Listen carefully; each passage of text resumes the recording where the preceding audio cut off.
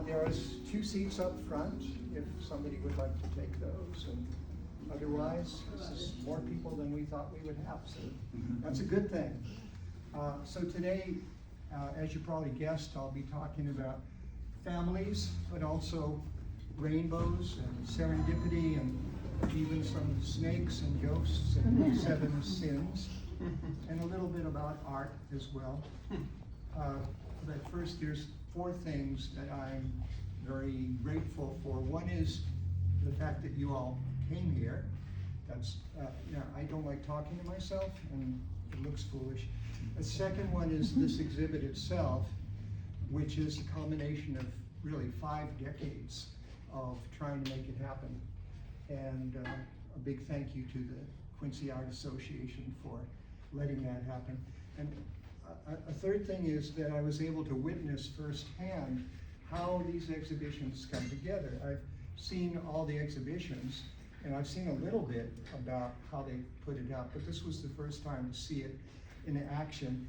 Dan and Chris and another fellow, Fred, are the construction crew, and they move everything around, and they do it so quickly that it's like boom, boom, boom, boom, boom. It just automatically seems to come together.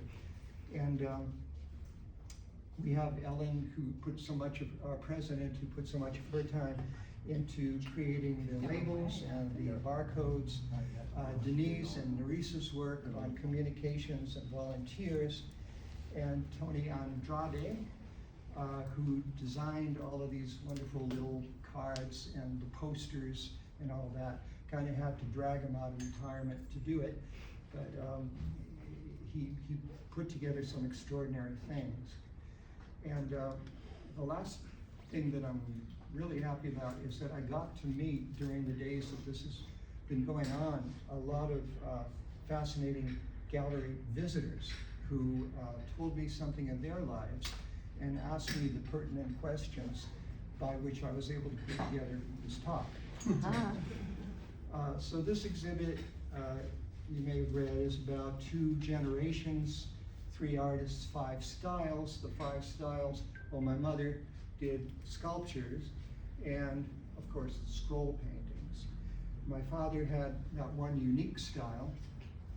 And for myself, there's the dark and somber line work, and also the colorful paintings during different periods in my life.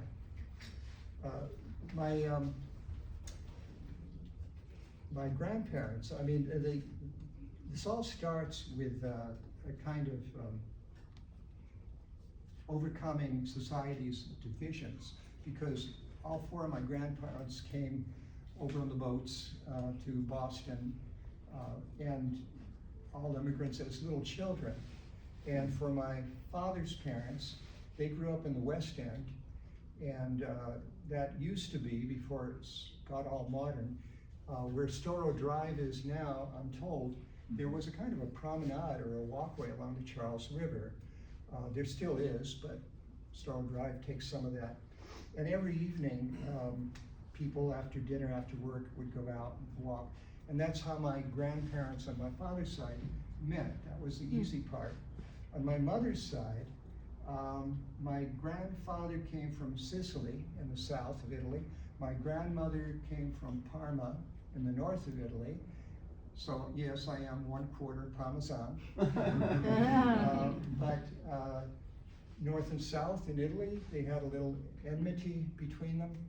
So my grandparents on my mother's side, when they were teenagers, ran away and eloped.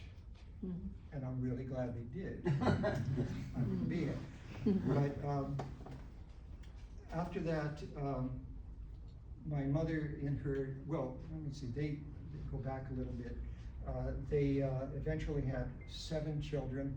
My father's family, there were 5 siblings. People don't do big families anymore, but that's how it was. And my mother was in the middle of that 7 siblings, and she, unfortunately, in her teenage years, got TB, which was a lot more common then. So she went to this recuperation camp, and I think she was doing that for several years, because when she got her scholarship to go to the School of the Museum of Fine Arts in Boston. She was about 5 years older than the other freshmen. So she started that a bit late, but it was in that school that she met my father. And their classmates, a lot of them, were interested very much in the German expressionists, especially Max Beckmann, whose work is in Harvard University Museum and other places. And so there was a following for that. It became so large, this idea of expressionism, that they formed their own group called the Boston Expressionists. And some of those people went on to great fame. And later, when I eventually got into Boston University School of Art program, many of them were my teachers as well. People like Polanski and Aronson and Jack Levine. So there was this connection from my parents' school years and my school years over that 20-year period. And the expressionists were often into mystical and semi-religious ideas.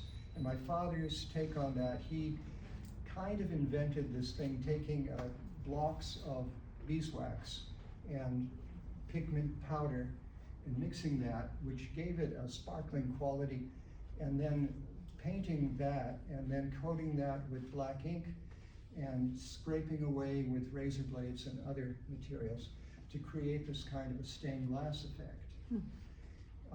Now, of these Boston Expressionists, I think there was about 7 or 8 who went on to other things. One of them who was not a Boston Expressionist, but their classmate, was John Wilson, whose little portrait and portraits of my mother are on this side. So he recently had an exhibit at the Boston Museum of Fine Arts. It ended a month ago, and that exhibit is now going to open in September in New York City's Metropolitan Museum of Art. He also was the one who created the bust of Martin Luther King for the Rotunda, Washington, D.C., and he achieved a lot of fame in the United States and beyond. In fact, when he was in France, because after graduation he got a scholarship to study in France, he wrote a letter back to my parents, which I found when I was going through their things, 8 pages long. And in it, he congratulated my parents on the birth of their second son, which is me. And so there was another tie-in. And in that letter as well, he tries to encourage my father, who evidently must have written to him that he wasn't too happy the way things were going. He was hoping for more success. And I kind of know what that's about. We didn't talk about it a lot, but I know that my father and a couple of others did exhibit on Newbury Street, but it was the end of World War II. Not a lot of people had a lot of money, and it didn't sell that well. And then my brother was born, and I was born, so now my father had 2 little mouths to feed, and so he had to get a real job. And I think he started driving a taxi and various other things, working for newspapers. So that's why his art is limited to only about 20 pieces that he did in his lifetime. And most of these have not been seen since the mid-1940s. Wow. But I always thought that they had a quality to them that nothing else had. And I admired it, and finally I was able to get them framed and put them up. So that alone has been a great gratification for me. Gratification. Anyway, there's these portraits that John Wilson did of my mother. He gave to my parents as a wedding gift. They got married quite suddenly, And I've counted back because my brother was born in February and they got married in April, but I mean, it seems to be legitimate. But for some, maybe because my mother's parents had eloped, but they just suddenly decided one day, it was a Sunday, and they went, just the two of them, without any friends or family. It was a justice of the peace living in the Back Bay, like Marlborough Street area. She said, my mother told me you could see the Charles River from his window. And he happened to be home that day when they rang the bell. So there was him and his housekeeper. The housekeeper was the witness to their marriage, signed the papers. He performed the ceremony. Of course, every woman, dreams of a wonderful wedding. But just as he said, I now pronounce you man and wife, I think it hit 4 o'clock. And at that time, the church bells started ringing. And she felt relief, like, okay, we are blessed. And then she looked out the window, and there was this rainbow that formed over it. Because she said all that day it had been raining, the rain stopped, the sun came out. Now I do go off on tangents. They tell me it's ADHD, but anyway, I do. However, this does circle back later. So we're gonna go back onto rainbows at another point. For myself, my earliest years, well, because my parents were looking for better work situations, especially my dad, California at that time, Los Angeles, was the land of promise. And my mother had 2 sisters, married sisters living out there, and they said, come on out, work is here. So we did. I guess I was less than 1 year old. And I remember planes, but maybe that was later going, because we did go back and forth a few times. So the first 5 or 6 years of my life was in Los Angeles. I remember the smog, because you could smell it. But the rest is basically like an impressionist painting, because nobody knew it at the time, but I was legally blind. I had 2800 vision. Wow. And so up until here, I could see macro. I could see really, really clearly. And somebody asked me, looking around at the gallery, how come you do such detailed work? Well, even after I got glasses, I still, I could take them off and do this very close work. But my view of the world was literally colored by the fact that everything was blurry. And nobody told me that other people didn't see the world this way. And as I was getting a little older, people would say, oh, look at that. And I'd say, where, what? Can't you see that? No, but nobody kind of put it together. The scariest part is we lived near Century Boulevard. If you know Los Angeles at all, it's a busy city street, it's 6 lanes. Ooh. And the elementary school was on the other side. So at first, my mother would walk me to it, but after a while she said, okay, now you know how to go. Just press the button, and when that says walk over there, and I couldn't see it, and I didn't know how to explain that, but anyway, I would wait for somebody else to come with their kids. I'd just wait until somebody would press. A couple of times I did step out, because I couldn't see any cars coming, but they were coming. So that was kind of a scary time. But in kindergarten, I remember Los Angeles, it was very advanced. We had very modern schools. And so in art, they had a section along the wall, just like these pictures are up here, they had paper, watercolor paper, poster paper that was in the wall. And you'd do a painting, and then you take it off, and then the next kid could do theirs. And this is where they discovered, accidentally, that I must be an artistic genius. It was accidental because one day I'm looking at this and okay, what am I going to draw today? I have no idea. Okay, I'm going to draw a horse in a field. And I put the green grass in because grass is green. And then I thought, you know what, I don't think I can do a good horse. What else can I do? Oh, we went to the Santa Monica Pier. So I can draw a pier and the ocean under it and maybe some sea. So I thought, well, I've got this green grass, so I better cover it over with the blue paint. So I did, and then I put the brown pier and the other things in. The teacher comes over and she's, oh my God, blue and green mixed.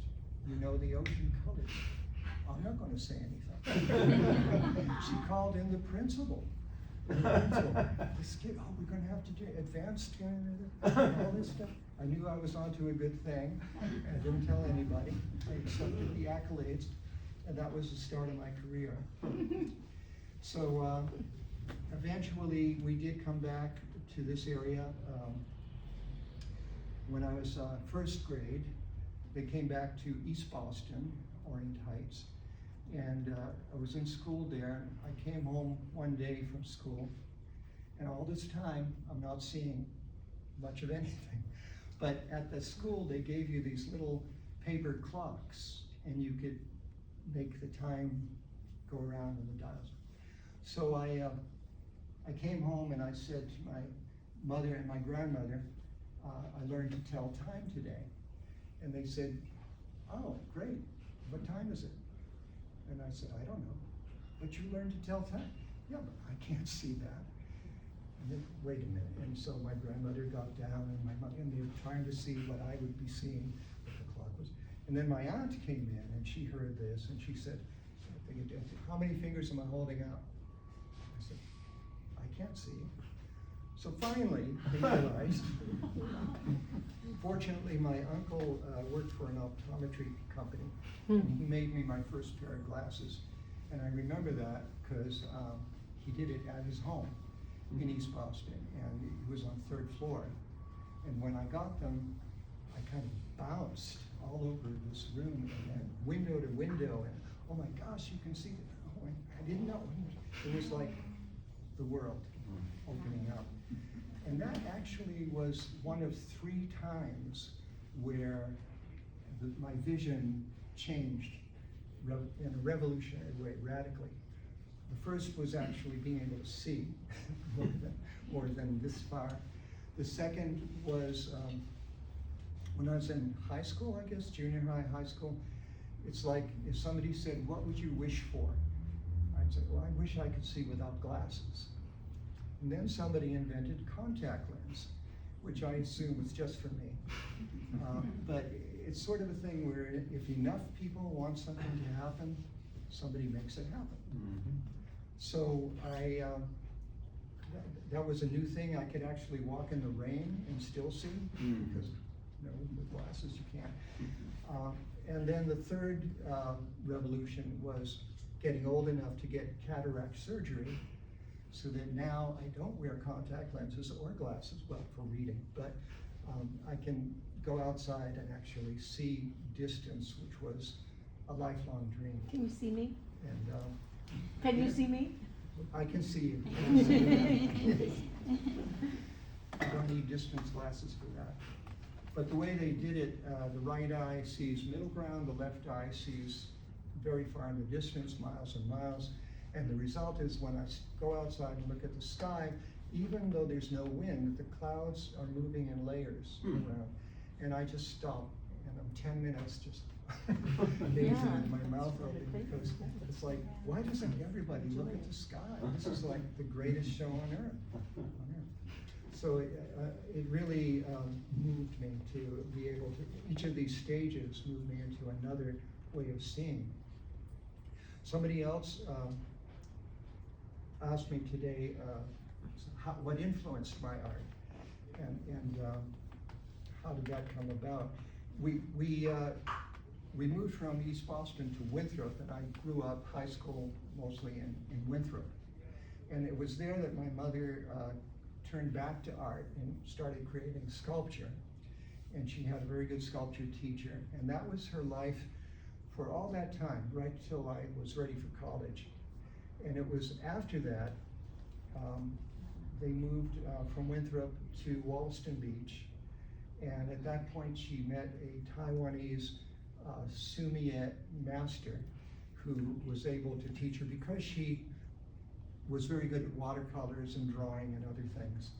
And soon she excelled at that, and she created a lot of pieces, which is what I have on here. As for myself, I was an avid fan of science fiction. Growing up, I think I had 400 paperback novels, and some of my favorite radio shows were sci-fi.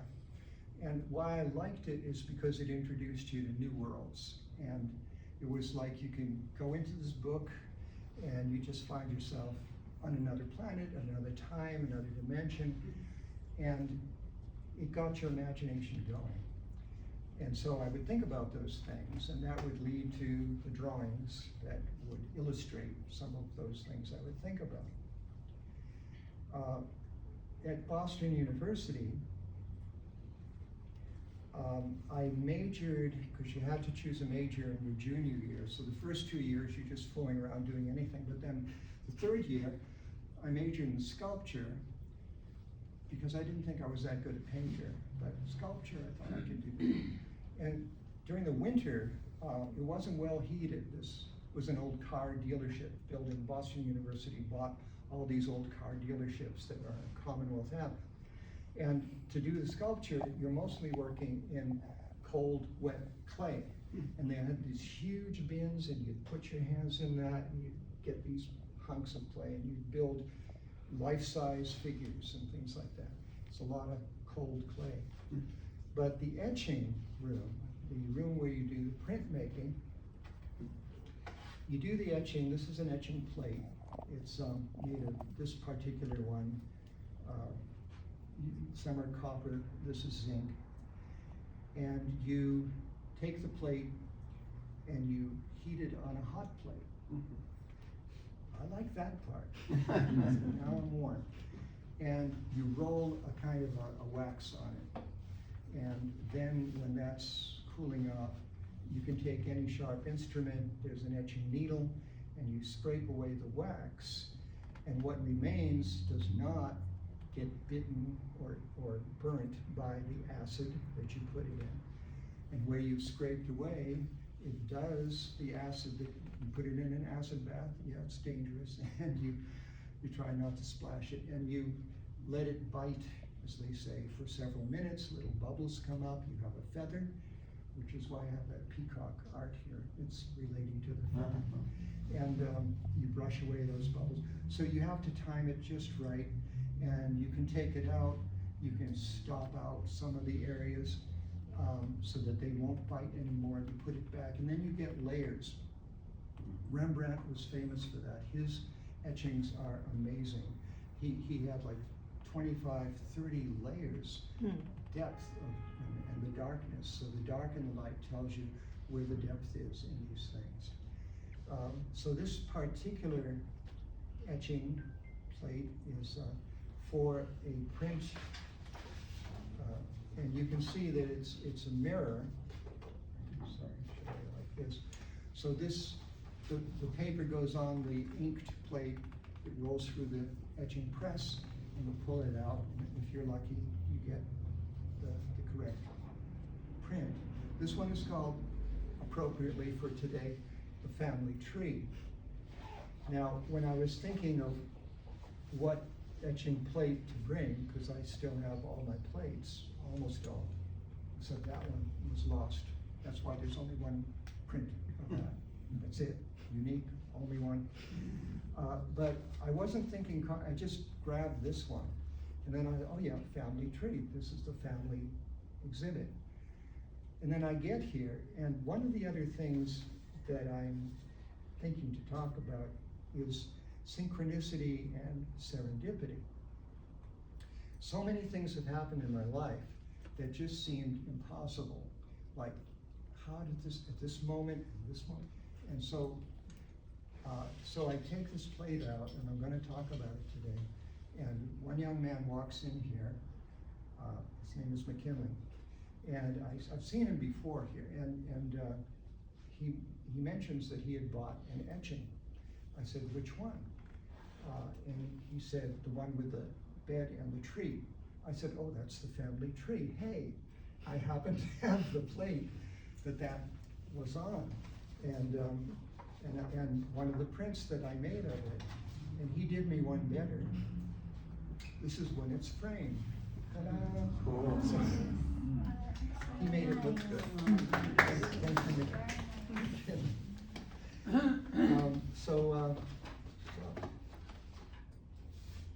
So now you know the process and why I have done such detailed work. But after graduation, partly because I loved in school, I loved studying geography, history, and art. But I really wanted to explore other worlds because science fiction had led me to believe that that's possible. And I waited till I graduated, I had my diploma, I had my degree, so now I can do something. But I didn't have money. I had put together some from part-time jobs, but I thought the easiest thing I can do is get a one-way ticket and trust that things will work out. And so I got a one-way ticket on a ship because growing up in Winthrop, growing up in Quincy, near the ocean, those of us born at sea level love the sea. And my friends growing up all had boats, and we would go out to the islands. It was great. I just loved being in the ocean. So at that time, they weren't luxury cruise ships. They were ocean liners, but they had various categories. And I just got a inner cabin, kind of smothered away in the bottom of the ship, and went to Ireland. It stopped there one morning and then landed in England. And I spent almost a year in Europe with that very little money. I hitchhiked, of course, I backpacked, I stayed at youth hostels. But I had a couple of other secrets. One is that when I was 14, I looked at a globe of the world and at English-speaking countries, and I picked a town in South Africa, Australia, and a couple in England. And I wrote letters to the postmaster saying, I'd like a pen pal.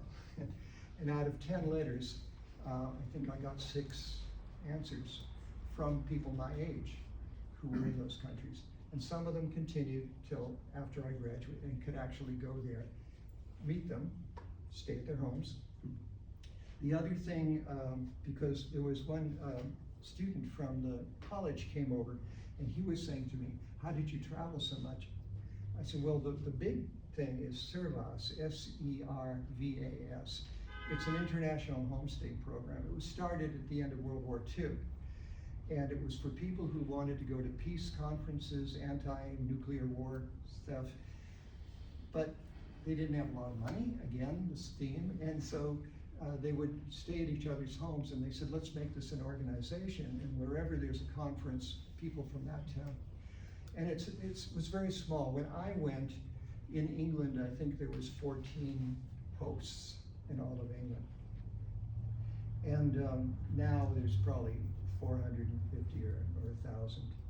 So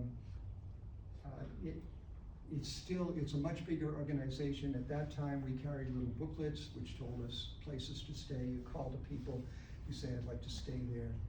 But now you can do it online. So it still exists. I think it's now only $40 a year.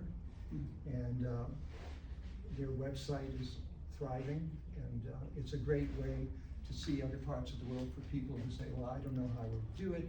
I don't know anybody there. Well, now you do. You've got friends all over the world, all over the world, many countries.